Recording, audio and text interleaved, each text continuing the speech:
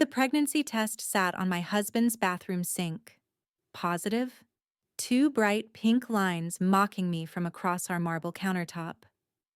I stared at it, my coffee mug frozen halfway to my lips.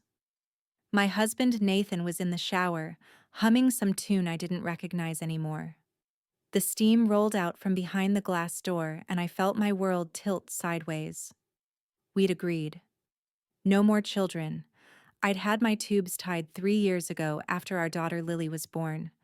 The procedure was my choice, my body, my decision. Nathan had supported it completely. We were done. One child was enough for both our demanding careers. So whose pregnancy test was this? My hands started shaking. I set the mug down before I dropped it. The shower turned off. I had maybe 90 seconds before he stepped out. I grabbed my phone, snapped a photo of the test, and walked out of the bathroom like my legs weren't made of water. If this story already has your heart racing, smash that like button and subscribe to Formidable Revenge channel. And I love you. Drop a comment telling me where you're watching from, because you're about to witness the most calculated revenge in history. I made it to our home office before my knees gave out. I sat in the leather chair Nathan bought when he made partner at Henderson and Associates law firm, and I pulled up our bank statements on my laptop. My name is Jessica Thornton. I'm a cardiac surgeon at Riverside Medical Center. I make $340,000 a year. My husband Nathan makes $280,000. We live in a 5-bedroom house in Westchester Hills, drive matching Audi sedans, and send our 8-year-old daughter to Pinewood Academy. On paper, we're perfect. I scrolled through 3 months of credit card charges. Nothing unusual. Restaurants we'd been to together. His gym membership. Dry cleaning. Then I switched to his personal card, the one he said he used for client entertainment. Hotel Continental, $340. 2 weeks ago, Rosewood Inn, $275. Last month, the Ashford Suites, $410. 6 weeks ago. I counted 11 hotel charges in 3 months. All local. All during weekday afternoons when he claimed he had court appearances or client meetings. The bathroom door opened. Nathan walked into the bedroom, towel around his waist, water still dripping from his dark hair. He was handsome. I'd always thought so. Tall, athletic from his morning runs, that confident smile that won over juries. "Morning, babe," he called out. "You heading to the hospital?" I closed my laptop. "Yeah. Emergency consult at 7. "Sounds good. I'll drop Lily at school." I walked past him, grabbed my bag, and left our house without kissing him goodbye for the first time in 10 years of marriage. I didn't go to the hospital. I called my chief resident and told him I needed a personal day. Then I drove to a coffee shop 3 miles from our house and sat in my car. The pregnancy test image burned in my mind. I opened my phone and stared at it again. Positive. Unmistakably positive. Nathan and I met in college, Boston University. I was pre-med, he was pre-law. We got married young, 24 and 25. Everyone said we were rushing. We didn't care. We were in love, ambitious, ready to conquer the world together. Lily came along 5 years later. Unplanned but wanted. She had Nathan's eyes and my stubborn chin. She was brilliant, funny, tender-hearted, the center of everything. After her birth, I struggled. Postpartum depression hit me harder than any medical textbook prepared me for. I couldn't sleep, couldn't eat, couldn't look at my daughter without feeling like I was drowning. Nathan stepped up. He took 3 months off work. He handled night feedings, diaper changes, doctor appointments. He held me when I cried at 3 in the morning, convinced I was a terrible mother. "You're not," he'd whisper. "You're just human. We'll get through this." And we did. Therapy helped. Medication helped. Time helped. Eventually, I bonded with Lily. Eventually, I became the mother I wanted to be. But I never forgot how dark those months were, how close I came to losing myself completely. That's why we agreed. One child. That's all we could handle. That's all I could handle. I got my tubes tied when Lily turned 5. Nathan held my hand before surgery. "Whatever you need," he said. "I'm with you." 3 years later, someone else was pregnant with his child. I pulled up our cell phone records online. Nathan's number showed hundreds of calls to one number I didn't recognize. The calls started 8 months ago.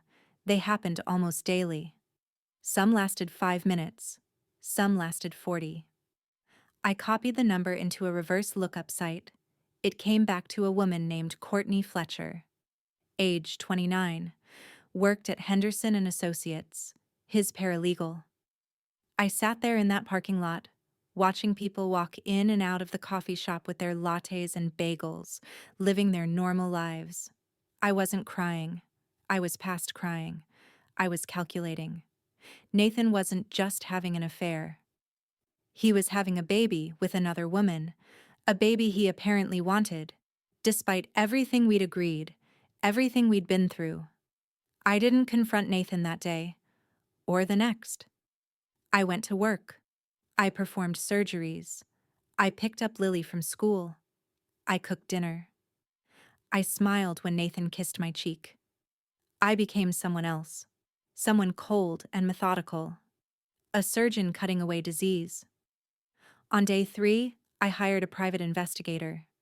His name was Raymond Torres, recommended by a divorce attorney my colleague used. Raymond was ex-FBI, 60 years old, looked like a grandfather but had the instincts of a predator. "I need everything," I told him in his cramped office downtown. "Photos, recordings, timeline, financials, everything." He nodded. "How long do you think it's been going on?" 8 months minimum. Possibly longer. Kids involved? 1. Mine and his. 8 years old. "You want custody?" "I want to destroy him." Raymond's expression didn't change. "That I can help with. Give me 2 weeks." I paid him a $5,000 retainer in cash. Then I went home and made lasagna, Nathan's favorite. We ate as a family. Lily told us about her science project. Nathan laughed at her jokes. I watched him across the table and wondered how many lies he'd told me. How many times had he looked at our daughter and thought about the other child he was creating? That night, Nathan reached for me in bed. I let him. I kissed him back. I did everything I used to do, but inside I was somewhere else. Inside, I was already planning his downfall. Afterward, when he fell asleep, I took his phone from the nightstand. He'd changed his passcode. I tried our anniversary, Lily's birthday. Nothing worked. I tried Courtney's birthday, which I'd found on her social media. The phone unlocked. Hit that subscribe button right now because Jessica's revenge is about to get nuclear. Drop a like if you're Team Jessica all the way. I sat in our bathroom with the door locked and scrolled through his messages. They called each other baby. She sent him photos of her growing belly. He responded with heart emojis and promises. "Can't wait to meet our son," one message said. "He's going to have your strength and my brains." Our son. He knew the gender. He was excited. He was planning a future. I found messages about apartment hunting, about telling his wife, about divorce timelines. "I'll tell Jessica next month," he'd written 3 weeks ago.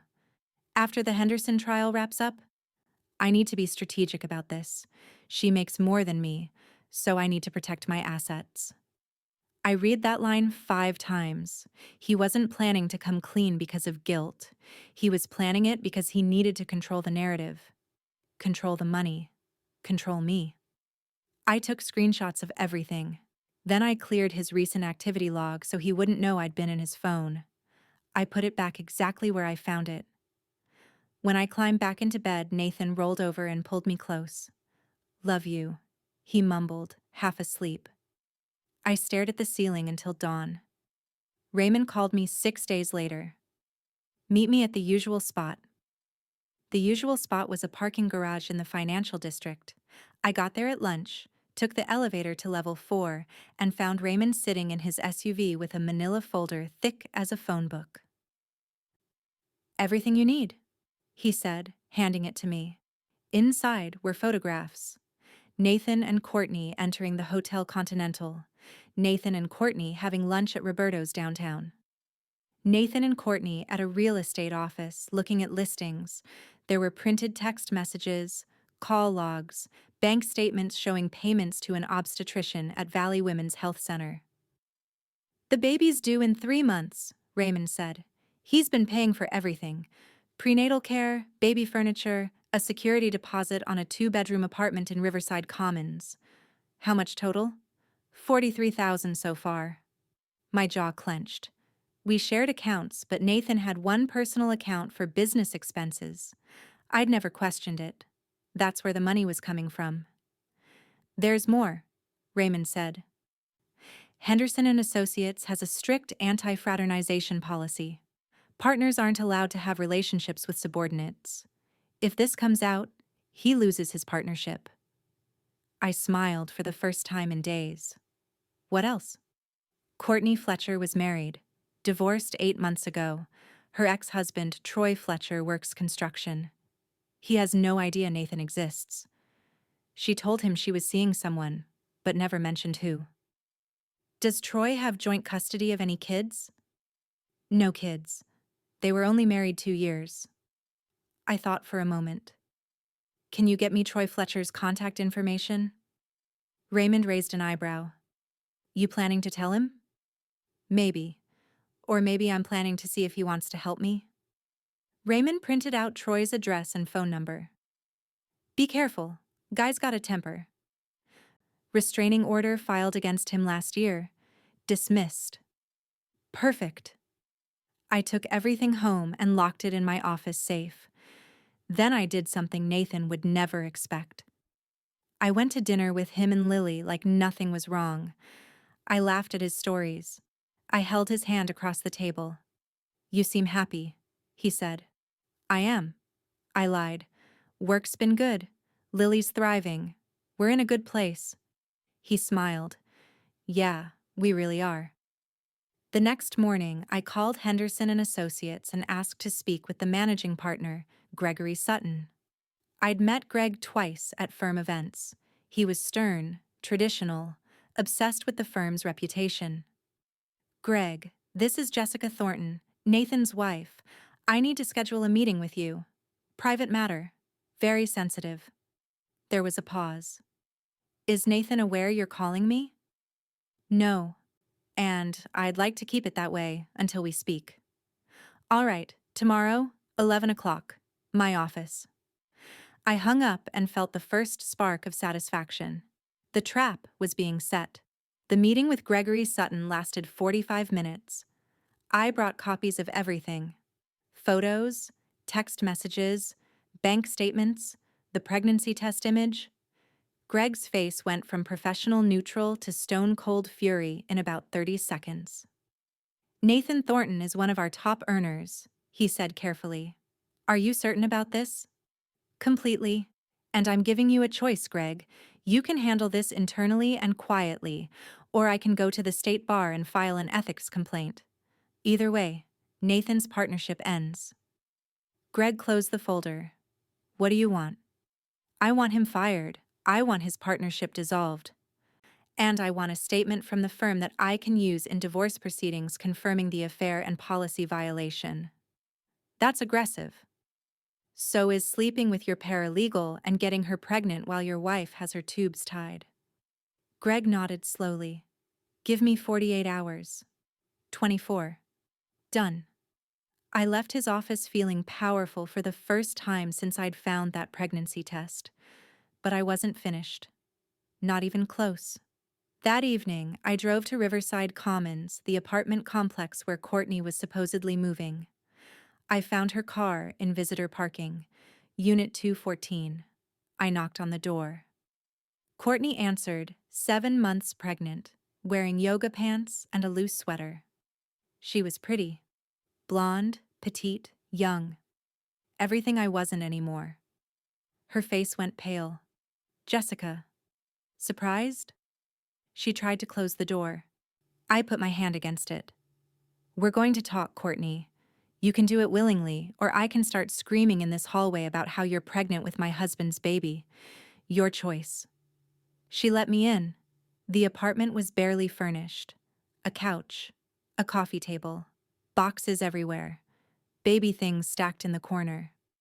How long? I asked. Courtney sat down heavily. Her hands went to her belly, protective. A year. A year.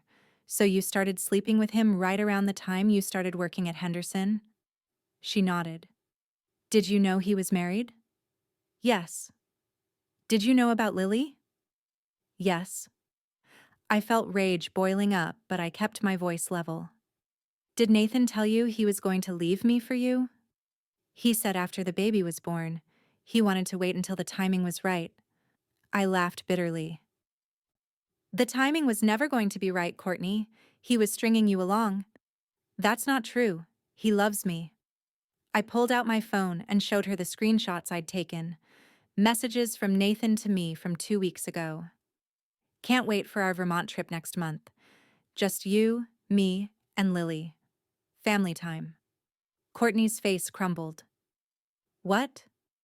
He was planning a family vacation while your due date approaches. Does that sound like a man ready to leave his wife? Subscribe and share this with anyone who's ever been betrayed. Jessica's about to show these cheaters exactly what revenge looks like. Tears streamed down Courtney's face. He told me he was preparing to tell you. He said he was just waiting for the right moment. There's no right moment, Courtney. He was lying to both of us.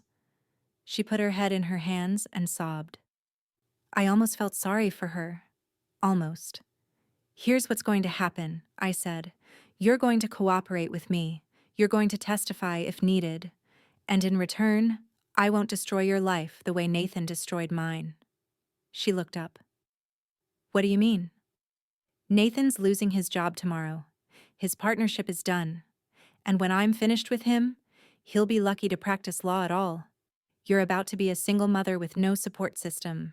So you can work with me, or you can go down with him. Courtney wiped her eyes. What do you want me to do? I want you to sign an affidavit. Everything.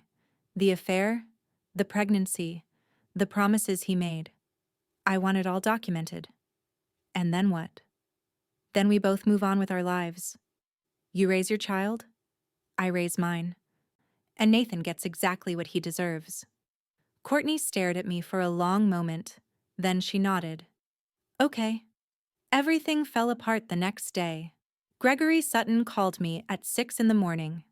Nathan knows. He showed up at my office at 5 demanding to know what you told me. My heart dropped. How? His secretary saw you leaving yesterday. She mentioned it to him. He put 2 and 2 together. What did you tell him? Nothing yet. But he's threatening to sue the firm if we fire him. Says he'll claim wrongful termination, go public with internal firm issues. You're backing down. I'm being cautious. Nathan's a good lawyer. If he fights this, it gets messy for everyone. I hung up on him. 30 seconds later, my phone rang again. Nathan. What the hell did you tell my boss? He shouted. The truth. You had no right to go to my firm. This is between us. No, Nathan. You lost the right to control this situation when you got your paralegal pregnant. Silence. Then his voice dropped lower, colder. You went through my phone. I found the pregnancy test. It wasn't hard to figure out the rest. We need to talk about this like adults. Adults don't lie for a year. Adults don't plan secret families. I was going to tell you. When? After the baby was born? After you cleaned out our accounts? Jessica, go to hell. I hung up and immediately called my lawyer, Patricia Reynolds. Patricia was ruthless. I'd chosen her specifically for that reason.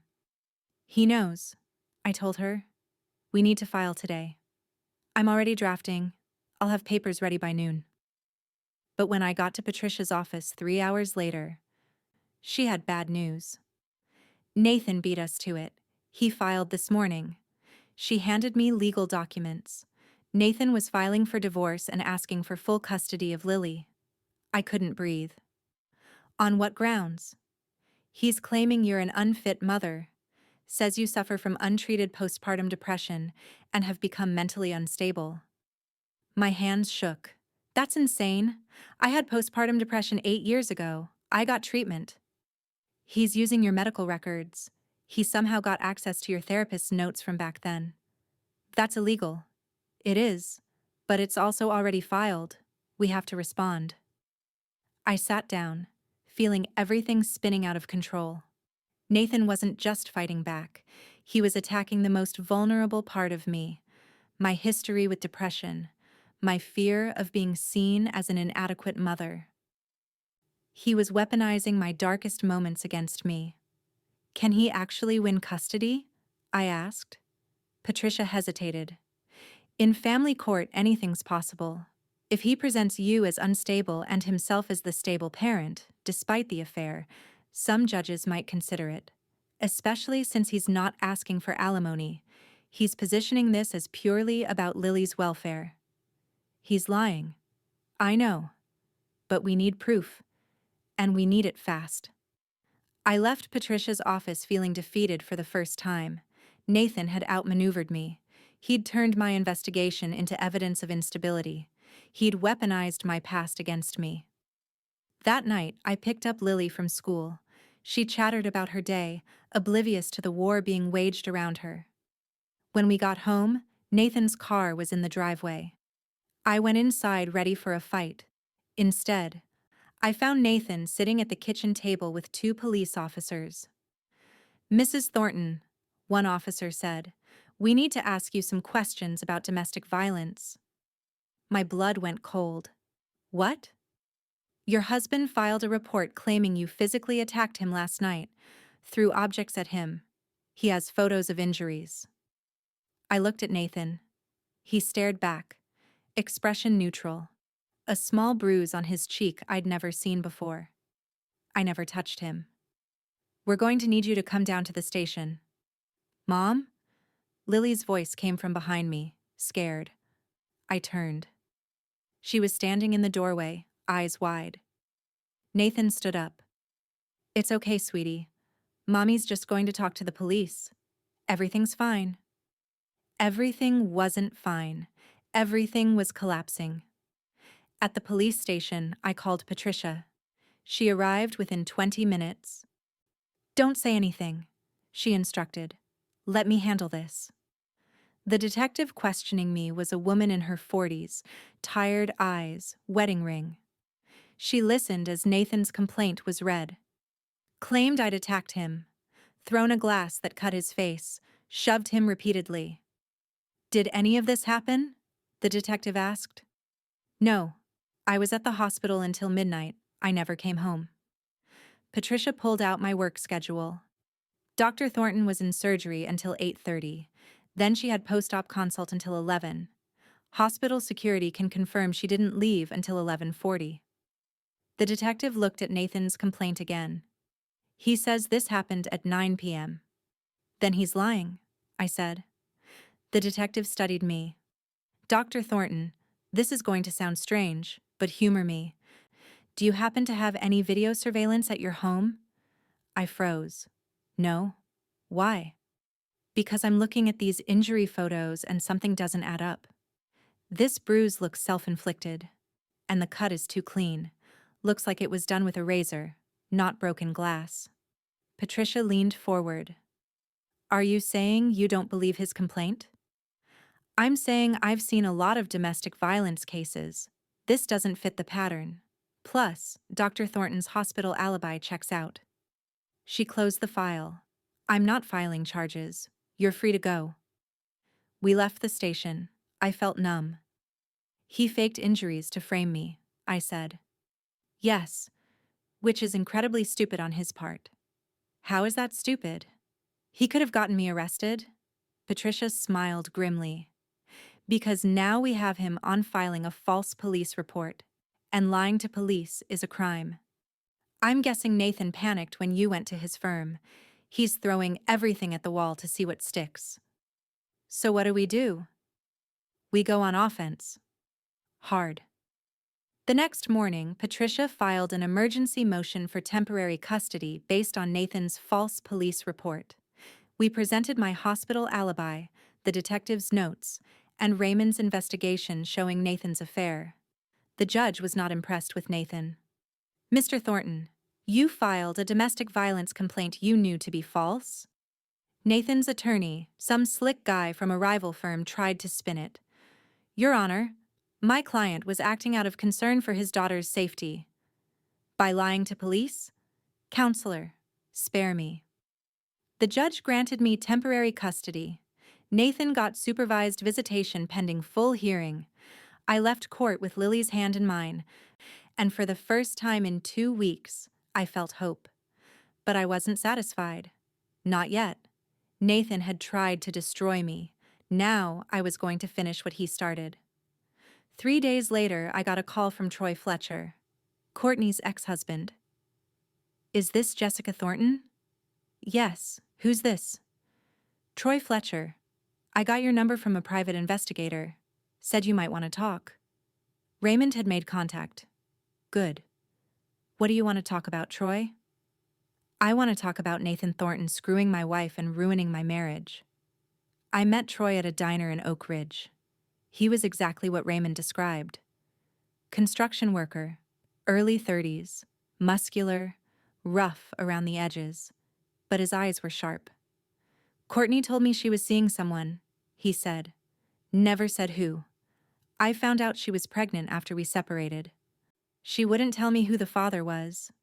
It's my husband, Nathan Thornton. Troy's jaw clenched. That lawyer? Yes. I saw him once, picking Courtney up from our apartment. Thought he was just some colleague. Didn't think anything of it. They've been together over a year. Troy stared at his coffee. I loved her, you know.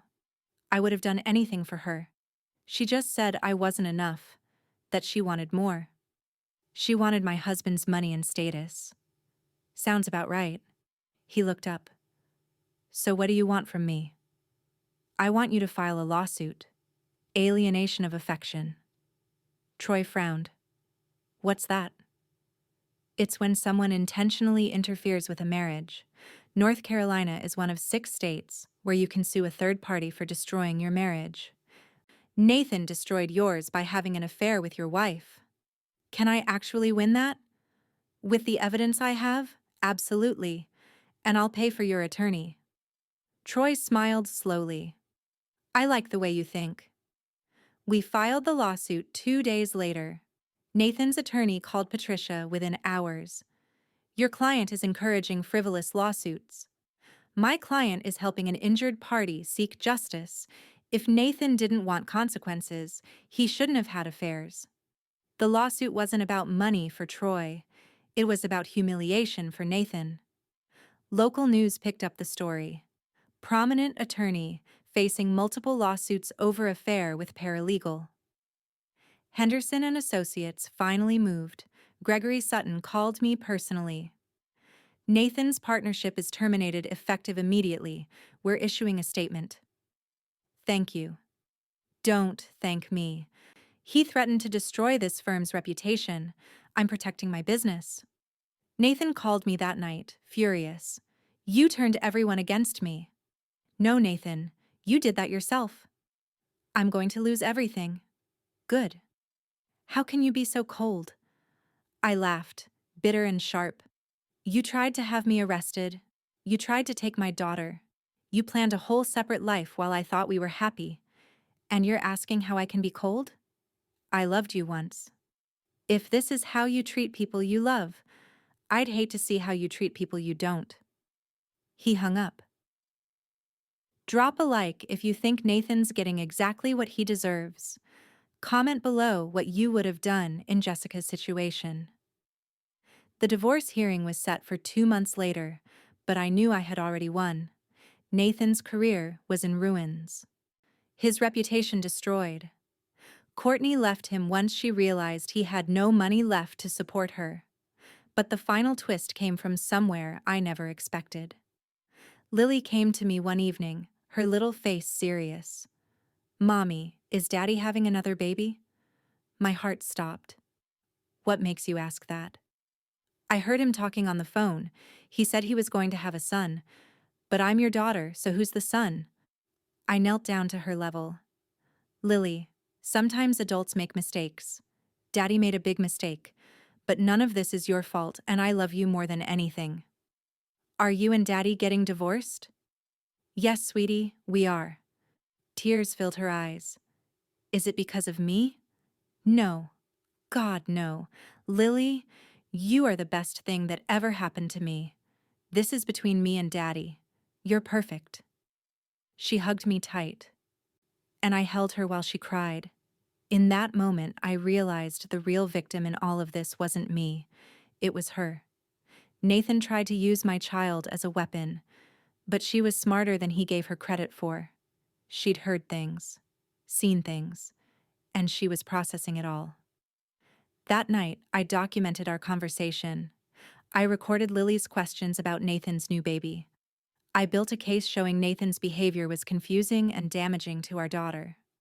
When we finally went to court, the judge reviewed everything: the affair, the false police report, the pregnancy, Nathan's financial deception, Troy Fletcher's lawsuit, the firm's termination. "Mr. Thornton," the judge said, "you've demonstrated a pattern of dishonesty and manipulation. I'm granting Dr. Thornton full custody with limited visitation for you." Nathan stood there, speechless. The judge continued, "Additionally, due to your reduced earning capacity following termination and your documented deception regarding marital assets, you will not receive alimony. The marital home goes to Dr. Thornton. You'll be responsible for child support based on your new income level." Nathan's attorney tried to protest. The judge shut him down. "Your client made choices. Now he lives with consequences." 6 months after the divorce was finalized, I stood in my kitchen making breakfast for Lily. The house felt different now. Lighter. Like I'd opened windows that had been closed for years. Lily was thriving. We'd started family therapy together, processing everything. She missed Nathan, but she understood that sometimes people hurt each other, and sometimes families change shape. Nathan moved to a smaller firm across town. He made half what he used to make. Courtney had her baby boy, and Nathan saw him on weekends. He paid child support to both of us.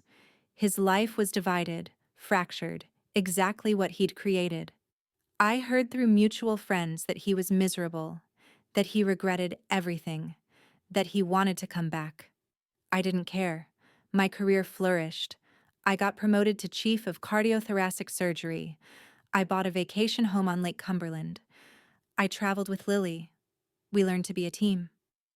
One Saturday morning, Nathan showed up at the house for his scheduled visitation. Lily ran to hug him. He looked tired, older, broken. "Can we talk?" he asked me. "5 minutes. Lily, go get your backpack." She ran upstairs. Nathan and I stood in the foyer, the same place where we used to kiss goodbye every morning. "I'm sorry," he said, "for all of it. I was selfish. I was stupid. I destroyed the best thing I ever had." "Yes, you did. Is there any chance?" "No." He nodded. "I figured. I just wanted you to know that I know what I lost." "You didn't just lose me, Nathan. You lost Lily's respect. You lost your career. You lost your reputation. And for what? A baby with a woman who left you the second things got hard?" "I know." "Good. Because I want you to remember this feeling every single day for the rest of your life. I want you to remember that you had everything, and you threw it away for someone younger and prettier. And I want you to remember that I didn't just survive you. I thrived." Lily came back downstairs. Nathan took her hand, and they left. I watched them go, feeling nothing. No anger, no sadness, no longing, just peace. That evening, I met Patricia for dinner. She'd become a friend through all of this. "How are you holding up?" she asked. "Better than I expected. Different than I planned." "Revenge feel good?" I thought about it. It's not really about revenge anymore. It's about justice. He tried to destroy me. Instead, he destroyed himself. Patricia raised her glass. "To Jessica Thornton, the woman who refused to be a victim." We clinked glasses. The truth was, I'd learned something through all of this. Betrayal doesn't break you unless you let it. And revenge isn't about hurting someone else. It's about refusing to let them hurt you. Nathan tried to make me the villain, the unstable wife, the woman falling apart. Instead, I became the warrior, the woman who fought back, the woman who refused to be silenced or manipulated or destroyed. And in the end, that was the greatest revenge of all. Not his suffering, but my survival. 3 months later, I got a call from Raymond Torres. "Thought you'd want to know. Troy Fletcher settled his alienation of affection lawsuit. Nathan paid him $75,000. I smiled. "Good for Troy. You did a good thing, connecting them. I gave Troy his power back. Same thing you did for me." I hung up and looked around my home, my sanctuary, my space, mine. Lily was in her room doing homework. I could hear her humming some song from school. Happy, safe, loved. Nathan's betrayal had nearly destroyed me, but in surviving it, I discovered who I really was. Not Nathan's wife, not Lily's mother, though I loved that role. Just Jessica, surgeon, fighter, survivor. And that was enough. If Jessica's story moved you, hit that subscribe button for Formidable Revenge channel. Share this with anyone who needs to hear that betrayal doesn't define you. Your response to it does. Comment below what you'd tell Jessica if you could speak to her right now. Until next time, remember, the best revenge is living well.